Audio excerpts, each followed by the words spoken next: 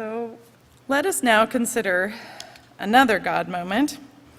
I promised you a dragonfly, if anyone read what was coming up. So one summer when I was about 19 years old, I was teaching at an environmental camp for kids in New York State. I taught pond studies. I was the pond scum queen. That was my official title. So each day, I guided elementary kids to our really small pond, probably about as big as this sanctuary, filled up buckets with pond water, and sent the kids out with nets to see what they could find, see what they could discover. We'd fill our buckets up with frogs, tadpoles, turtles, insects of all kinds, and we'd look them over and learn about each of them one by one. So this went on, many, many days, and there were some things that kept happening that I could look back now and consider them to be God moments. Like there was one frog that allowed himself to be captured every single day, 2 times a day. He was like this huge bullfrog, and he had one leg that stuck out straight, and his name was, we called him Gimpy, and he would do tricks. I'd touch his eyelid, and he'd graciously pull his eyeball down to show the kids how they pull their eyes into their head. I would stroke his back, he would croak. It was fascinating. So I have a lot of wonderful memories of that time, but the dragonfly part happened after hours. The kids were in their cabins, and I decided to just go sit by the pond. The pond was surrounded by knee-high grass, so that when I sat down, I was eye to eye with the tips of the tall grass stems. And I noticed, right before me, a dragonfly nymph sitting on this tall, elegant stem of grass, kind of a wide stem of grass. Have you ever seen a dragonfly nymph? No. Yes, I see it. Well, John Hoff's probably seen 100,000 dragonfly nymphs. But, okay, if you haven't, let me just start by saying that everything about seeing a dragonfly nymph sitting on a tall blade of grass in the middle of the air is completely wrong. And I knew it. So they are, dragonfly nymphs are the immature stages of an adult dragonfly. They don't look anything like a dragonfly. They are a green-brown color, exactly like the mud that they live in, which is underwater, deep in the mud. They are short, about 1 inch long, stubby, kind of wide. They have this alien-like segmented abdomen and heads with kind of big eyes, not as big as a dragonfly, but kind of big eyes, and these huge jaws that open like this, their whole head's like a giant jaw. And they're small, but they can eat little tiny tadpoles. They are voracious little creatures. And like I say, they live deep down in the water. So they don't have wings or anything. You'd never know it was a dragonfly. But I knew this from my job. And a dragonfly nymph perched at the top of a bright green blade of grass on the edge of a busy pond was an advertisement for becoming some bird's supper. What was going on? So soon, I found out what was going on. I looked closely, and I thought the color was just a little off, brown, but kind of glassy, with another hue underneath. And as I watched, a small slit began to open in the thorax, and the exoskeleton slowly opened, and something started to emerge, pushing to force its way out and to free itself from the hard, confining space. And of course, it was a dragonfly. Dragonflies look nothing like their nymphs. They are long, lean, flying hunters with gigantic eyes and piercing jaws and a huge set of 4 wings, which allow one of the most complex flight mechanisms in the world. They are usually brightly colored. Iridescent blue, green, gold, red, you name it, there's a dragonfly that color. But what emerged was not this. What emerged was pale and greenish white. It was at least twice as big as the shell that it was leaving behind. So My kids would now say it's like a TARDIS, it's bigger on the inside. Like, I could not believe the size of this dragonfly that was coming out. It was so big. It was still pretty short, and it had no wings. And as I watched, the insect grew right before my eyes. The abdomen segments started to lengthen, and they smoothed out, and they became rounded until it basically looked like an adult dragonfly's body. And then, like, it's just happening right in front of me.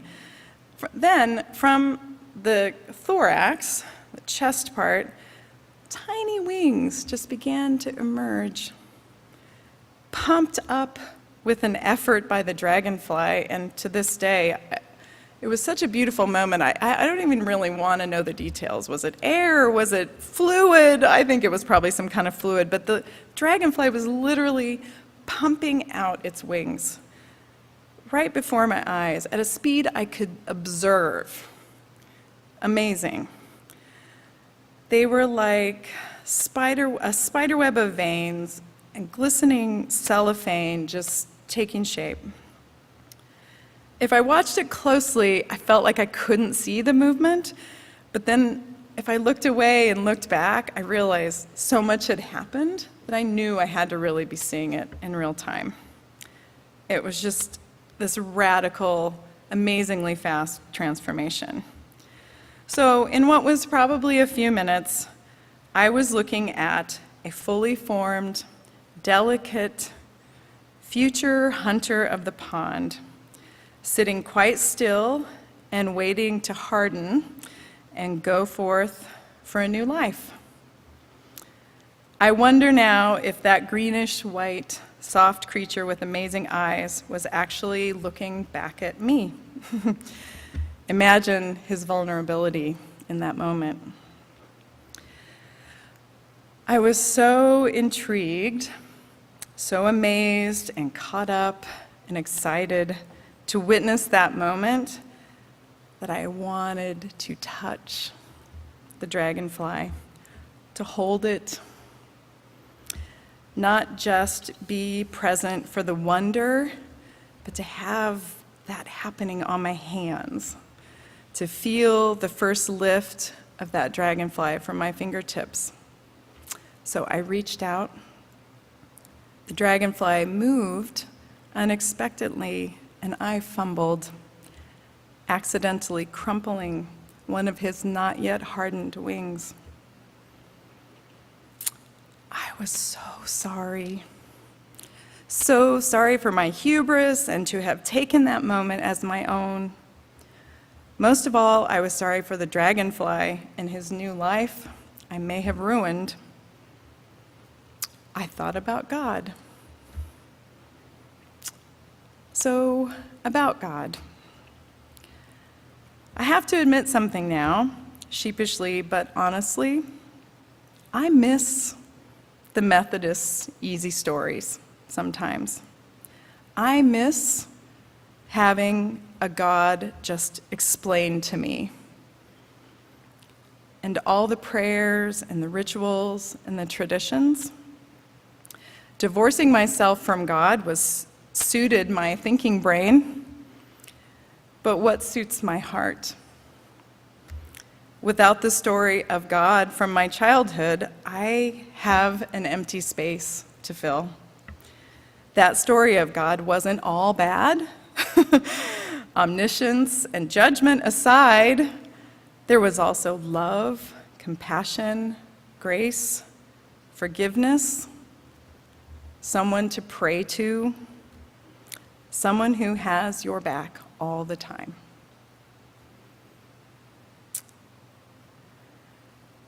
So, it was also interesting that during that time, I met a friend at that camp who I used to work with who used to call God the spirit that moves through all things. And he borrowed that from Native Americans, and I don't know who, which I know is a terrible Shame on my part, but at least I didn't originate it. But I love that vision of the Spirit that moves through all things. And maybe I like it because it matches my vision of Cheryl and where she is. But I wonder if my vision of the Spirit that moves through all things can really fill that space. And I think why I'm here and why I'm a Unitarian, I should probably tell you how that started sometime, but I'll leave that for a minute, is because I'm here for that other stuff, for the compassion, the grace, the forgiveness. Someone to pray to? Probably not. I think the Spirit that moves through all things can accompany that, or can accomplish that for me. And someone who has my back all the time. Even Mark just actually said this morning, "We've got your back." This is really good. So, in that moment with the dragonfly, I definitely wanted forgiveness. At 19, what I felt in that moment was sadness and stupidity and shame. Some of you might be saying it was just a dragonfly, but I think you can see from that moment it was so much more than a dragonfly to me. At 49, I still feel that, but I can also feel compassion for my younger self, which I try to use to feel compassion for my younger selves sitting here. Not always successfully, but sometimes I do. I can see how I've grown. I can say sorry to the dragonfly and to the universe. And I can imagine the dragonfly's sparkling life energy drifting through the night sky among the stars. And I can try not to do it again. I can be my own forgiving God. Most importantly, I can remember the tangible, incredible awe I felt in that moment with the dragonfly, and use that knowing feeling to recognize other God moments at all of my life's turns, trying and sometimes succeeding at filling my heart. So, doubters, if you are, go forward with open hearts. Let your God moments wash over you and just be there to receive them. Then, look for more. Because, as Pema Chodron says, it doesn't have to be a big deal. Egolessness is available at all times as a freshness, openness, delight in our sense perceptions.